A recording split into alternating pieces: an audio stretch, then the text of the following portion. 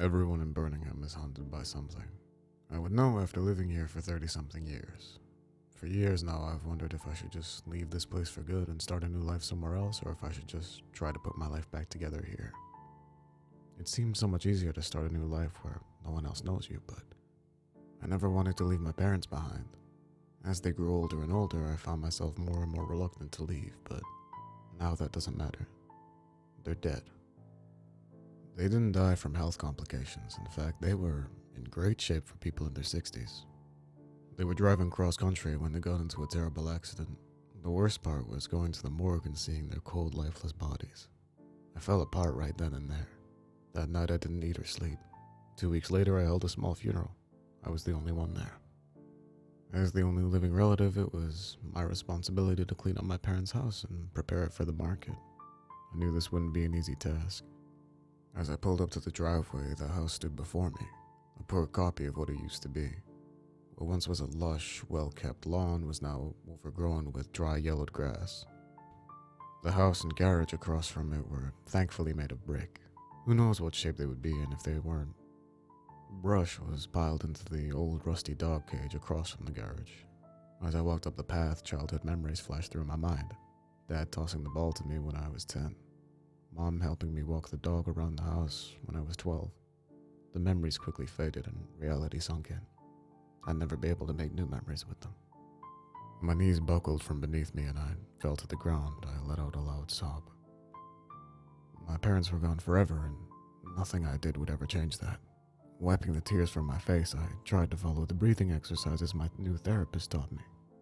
I took a few deep breaths and counted to 10, and once I calmed down, I stood back up. I unlocked the front door, took another deep breath, and entered the house. The inside of the house didn't look abandoned. For a moment, it felt like Mom and Dad were still in their bedroom, as if nothing had changed. It was almost like being inside one of those Chernobyl houses. Everything in the house looked the same as it did when it was abandoned. Canned and boxed food still sat in the cabinets. There was a smell of rot coming from the refrigerator, accompanying the house's strong scent of mold and mildew. I held my breath, and stepping around the mouse droppings, I trudged forward to the bedrooms to look for my parents' financial information. After a few minutes of rummaging through the drawers, I found the paperwork I needed, but I also found a box. Inside of it were letters written by people I didn't recognize. Curious, I began to read through them. November 14th, 1989. Dear Uncle Tony, happy birthday. Love is not something you can see. Love is something you feel deep in your heart. I love you. Love, Lorraine. Lorraine? This letter's addressing my father, but he and my mother didn't have any siblings. Even if he had a falling out and decided he didn't want anything to do with his family, why would he lie to me? November 21st, 1989. Dear Uncle Tony, I really like staying over and spending time with you and Aunt Pom. I love staying up past my bedtime to watch cartoons and eat chocolate chip cookies. At bedtime, I heard someone whispering my name from under my bed. I was scared, but I peeked over the side of my bed and my daddy's head popped out from underneath. I haven't seen him since he and Mommy got divorced. I was so happy to see him. Then he asked me to go under the bed with him. His voice was deeper. There was something wrong with his eyes. They were all black. I told him no and I rolled back over. I couldn't sleep for the rest of the night. Lorraine. Really strange. This was probably just a dream she had. When I was younger, I had similar dreams about my parents being under my bed.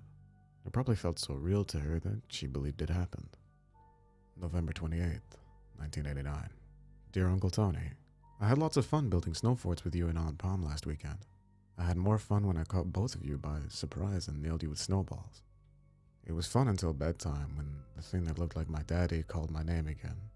I told him I wasn't going to go under the bed with him, and I knew he wasn't my daddy.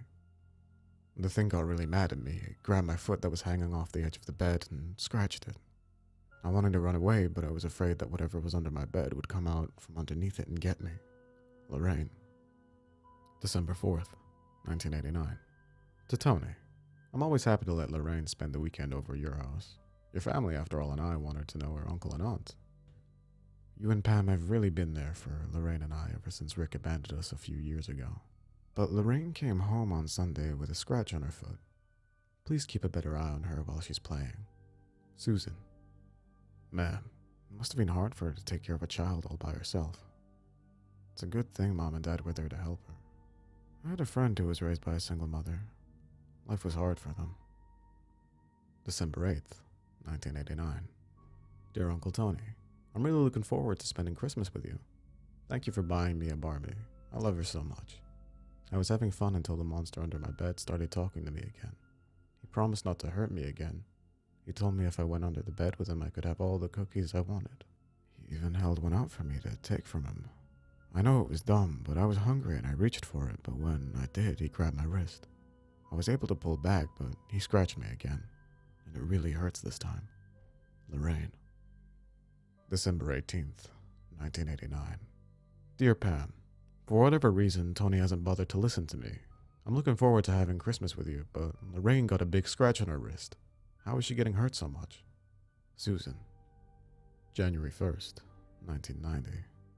Dear Pam, I really appreciate you and Tony having us over for the holidays, but there's something really odd that happened while I was there. Lorraine woke me up in the middle of the night.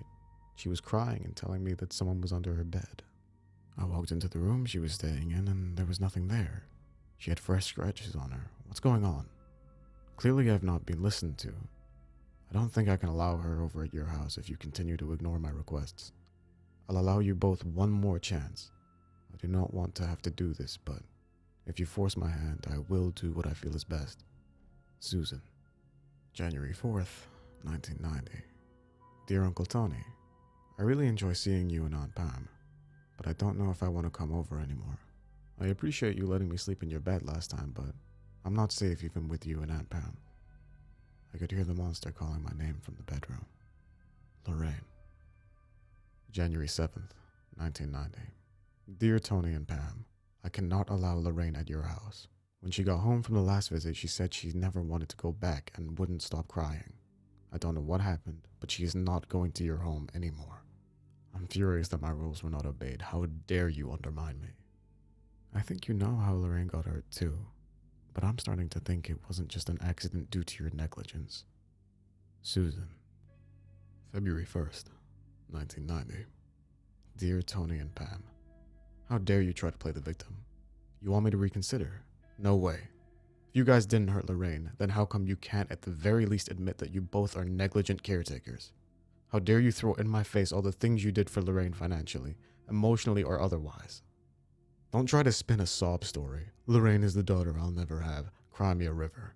Also, never throw my condition in my face again. I've been just fine mentally, and I've been taking my medicine. My illness has nothing to do with the decision I'm making. I laughed when I read the part of your letter when you mentioned you were afraid for the child's well-being because I'm unwell. Don't ever threaten me. You'll never see Lorraine again, or me, as long as you live. Susan. I heard my parents calling my name down the hallway.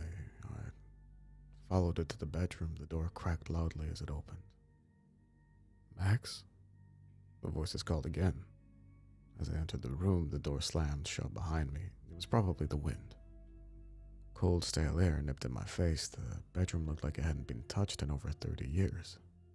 I remember it. My parents said it was a guest bedroom, but we never had any guests. The walls were painted pink, and the bedspread was littered with bug carcasses and a few mouse carcasses as well. The whole room smelled so strongly of death and decay, I could taste it. Hello? Under here. The voice was coming from under the bed. Dread filled my entire being. There had to be a reasonable, logical explanation. I haven't been sleeping or eating much. Maybe it was my mind playing tricks on me. I knew I shouldn't have, but I crouched down to see under the bed. I had to do it. I needed to see what was calling my name. I peeked under the bed, expecting to see the face of some unworldly monster, but instead I saw the faces of my mother and father. My father's old, wrinkled face was stretched into an unnatural smile, and his eyes were black and void of all emotion and life. Long, white, wispy hair hung over his face. My mother's appearance was nearly identical to my dad's. Her wrinkled face stretched into an unnatural smile, her eyes all black and her hair hanging over her face. You're both dead. I buried you. This isn't real. You're not real. I screamed. My heart pounded rapidly as I backed away from them. We're real. We come to see you, they said. There was a hope for a minute. Maybe my parents were still alive, and the trip to the morgue along with the funeral were all part of a terrible dream that I've woken up from. Perhaps there was a chance that I had my parents back. As I gazed into their strange smiling faces, I realized there was hardly any mirth in their smiles. These weren't happy smiles, they were deceptive, designed to get me to let my guard down. The imposters looked hungry and ready to pounce. I knew these were not my parents. I dropped to my knees and clasped my hands around my head. Tears streamed down my face. This can't be real. I did the only thing that I could think. I got up and I ran to the door. The doorknob wouldn't turn. I kicked the door and threw myself against it, but it wouldn't budge. They crawled out from under the bed and seized my ankles, pulling them out from underneath me. Sending my face crashing down to the cold, hard floor, they continued to pull me towards the endless abyss. If you don't come to us, we'll come to you. I tried to sink my nails into the floorboards. Their grip was inhumanely tight as they dragged me, and my nails left trails in the wood. Their nails sank into my ankles, drawing blood. Hot, searing pain filled the bottom half of my body. Please let me go. My plea was only met with cruel laughter. They were enjoying this. Please let me go. My mother mocked. Don't waste your tears, son. There will be plenty of time for tears soon enough. My dad said. I made another attempt to pull my feet loose, and their grip loosened as my ankles grew more and more slick with blood. I pulled and jerked, getting more and more control with each try. I pulled my left foot and slipped from my mom's grasp. She looked at her blood-stained hands in disbelief, and then I freed my right foot before they could grab me again. I kicked both of them in the face, my ankles burning. I struggled to get to my feet. I charged the door with my shoulder lowered. The door gave way on impact, falling off its hinges. Dull, agonizing pain traveled up and down my shoulder, but I ignored it. I rushed down the hallway and threw the front door open. Come back. They screamed. Fuck you, you're not my parents, I screamed back.